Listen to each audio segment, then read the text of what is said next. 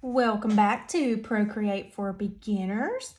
Today we are going to be talking about the adjustments menu, and these are just some really fun ways that you can manipulate your photos or images that you've drawn, and you can change the colors and just have some fun effects on them.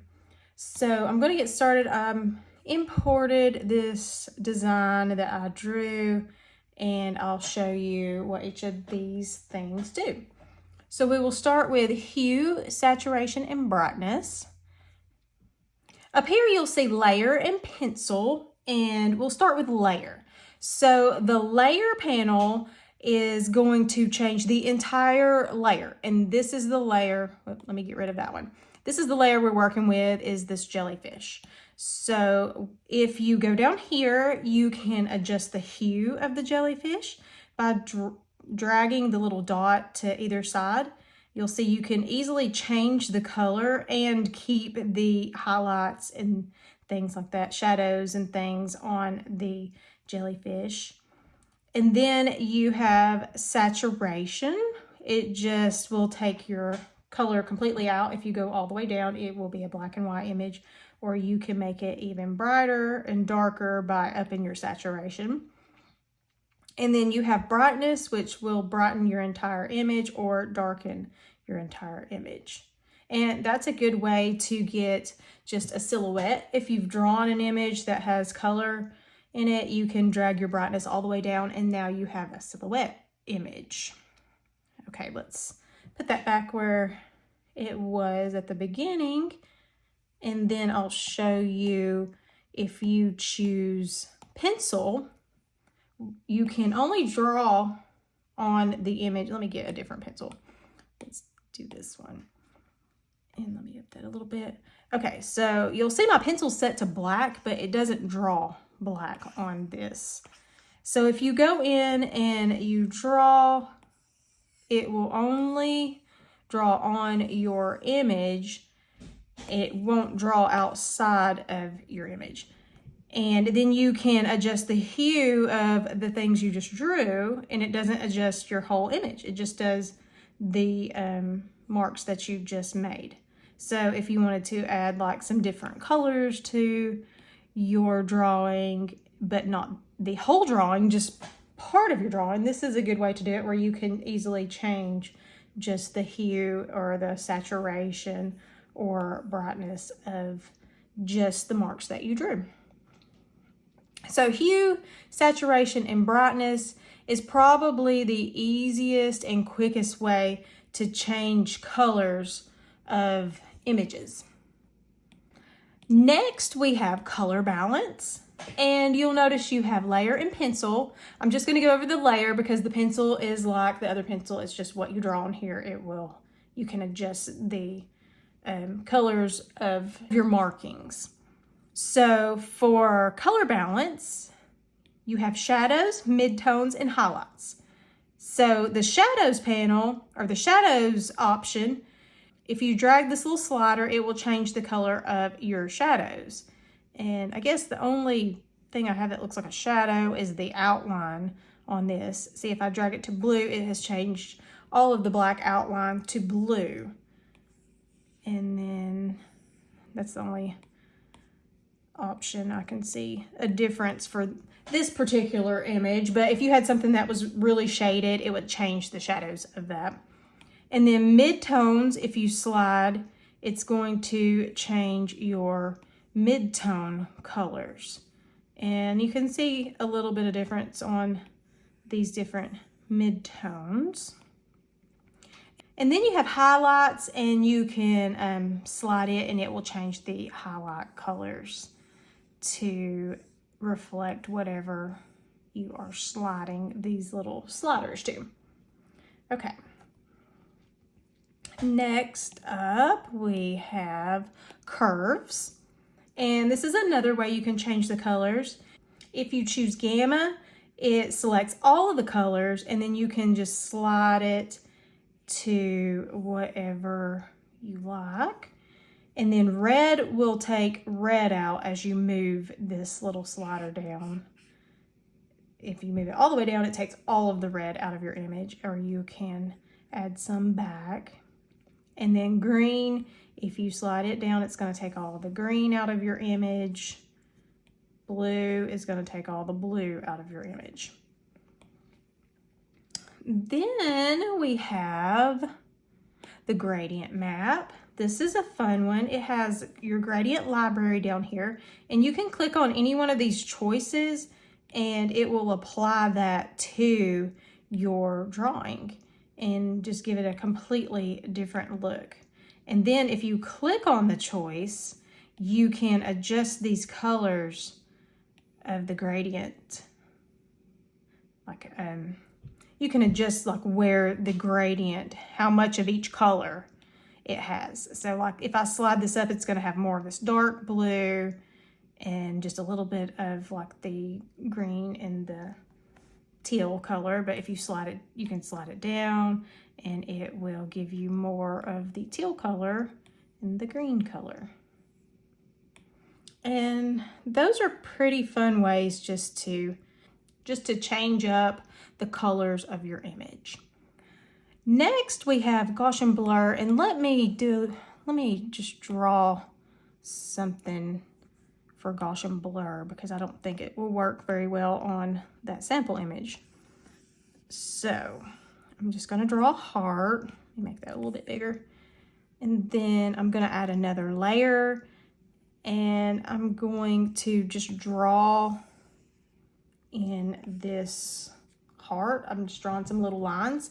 And then if you go to Gaussian blur and you're going to just put your pencil on the screen and just slide it, you can use this to get like a shine effect, like a highlight effect. This is a good way to make the 3D looking images or airbrushed looking images. And it's really fun to play around with Gaussian blur. I do use it quite a bit. Let me show you something else you can do real quick with Gaussian blur. Okay, I'm just going to grab a color and let's just write the word hi. Let me make that a little thicker. Okay, so now I'm going to make another layer, and I'm going to do kind of what I did before and just draw in this. That's too thin. I'm just going to draw in this word and show you what you can do here. Okay, now I'm going to go to Gaussian blur. I'm going to make sure that top layer, the white, is highlighted, and I'm going to just give this a blur. And you can make puffy looking letters. And you can take this even further if you put a layer behind your red, grab your black, and then let me get a little bit thicker line. And I'm just going to go around the edge, kind of make it look like a shadow. I'll show you. Okay. And then go to Gaussian blur and blur that, and it gives that a 3D effect, like it's popping off the screen. I like using Gaussian blur a lot. Okay, back to the jellyfish, and let's see, we have motion blur next. If you put your pencil on the screen and drag it, it's going to make your image look like it is in motion. And it will go whichever direction you drag. So if you drag over here, it's going to like put your jellyfish in motion that way. If you drag this way, it's going to make it go that way. And a fun thing you can do with that is make a copy of your image, and then on your bottom layer, do the motion blur, and then you can just drag it and make it look like, oops. You can drag it and make it look like your jellyfish was swimming or something. Okay, and then we have, let me delete one of these. We don't need both of those. Whoops, I lost it. Okay, Now we have perspective blur. And this, you can just drag this little dot around. And then if you do the same, like put your pencil on the screen and drag, it's going to blur everything except where that dot is. And that is positional. And then we can do directional. And if you drag, let's see, now if you drag it that way, it's only going to blur in the direction that this arrow is facing. Then you can turn it wherever and make it blurry. It's not really something I use a lot, but you may want to. Okay, next we have noise, and this one is really fun. If you like down here you have some options: clouds, billows, ridges, and let me show you. If you put your pencil on the screen and drag, it's going to give your image a noise effect. It almost looks like glitter. Like you could use this to make your own glittery looking designs. And you can change like the scale, like how big the noise is, and the octaves, how bright that is, the turbulence, and let's see, multi just changes. Looks like it gives it like a different colors, the multi does. And then if you zoom in, you can see like this is called clouds, and these are little cloud shapes. And if you change it, you can change it to billows, and it just changes. Let me make these bigger. It changes the shapes of the noise. Then you have ridges. It's not a huge difference, but it just gives you some options. So yeah, that looks like glitter to me. So that would be a great way to make your own glitter. Okay, let's go and get rid of all that. And then we'll go over here to sharpen. That would just sharpen your image. I don't think it's really going to do anything to this. If your image was a little fuzzy, you could use that to sharpen it up a little bit. And then we have bloom. And bloom is just like a light bloom, like a bloom of light. So if you when you drag it, it's like it puts some light up there, and then you can adjust the size of the light, or the transition they call it, and then the size and how hot it's burned on there. It's like a photography light burn. Okay, then we have, what's next? Glitch. Oh, this one's fun. Whoops, I think I clicked on halftone. Glitch, this is a fun one. Take your pencil and it will make your image look like it's glitching.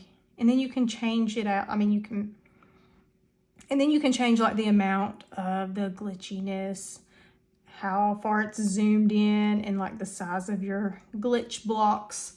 You can also change it to wave, and you can adjust that as well. The wave, the frequency, the amplitude, and zoom in and out. And you also have signal and diverge, and you can adjust those, like the colors of these, green shift, and zoom them in and out.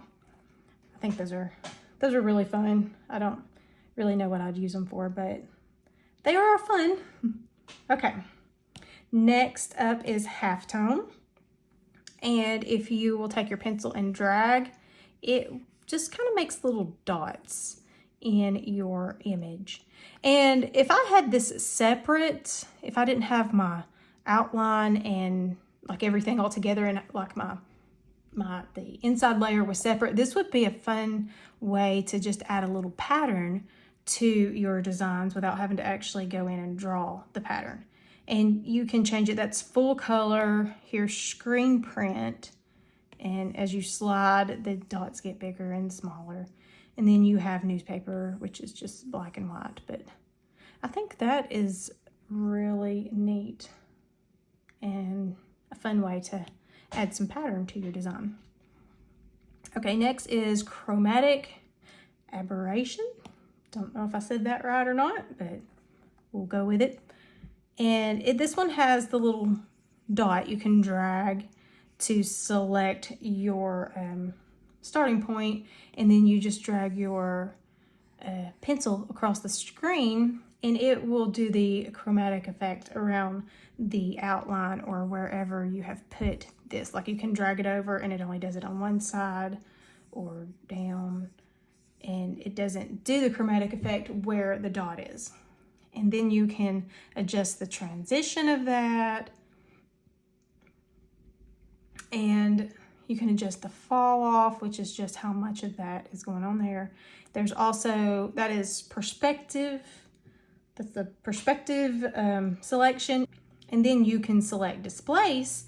And when you slide your pencil, it pulls all of these colors out of your design. And I think that is really, that's really cool looking.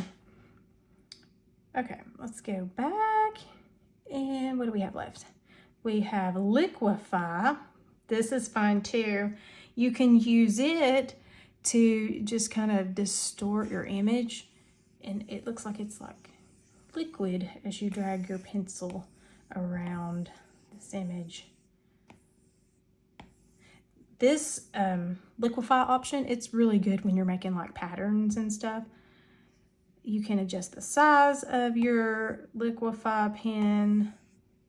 You can make it really tiny and just liquefy little small parts, or you can make it large and liquefy the whole thing. You adjust your pressure, how hard you got to push down for it to liquefy, and the momentum, like how fast, and the momentum of your liquefy. And then if you need to adjust it, you can adjust the strength of what you just did, or you can just click reset and completely reset it back to the original state. Okay, and our last option is clone. And for this, let me just shrink this down, and yeah. Okay, I got that shrunk down, and now let's select clone. What you will do for this is you take this little dot and you put it on your image. And then wherever you draw, it's going to draw what that little dot is going over. But when you pick up your pencil, it's going to start over every time you pick up your pencil. So if you were trying to stack up a bunch of jellyfish and didn't want to copy and paste them all, this would be another way to do it. And then I could fix or adjust my pencil to where it's a little bit bigger, and it wouldn't take as long.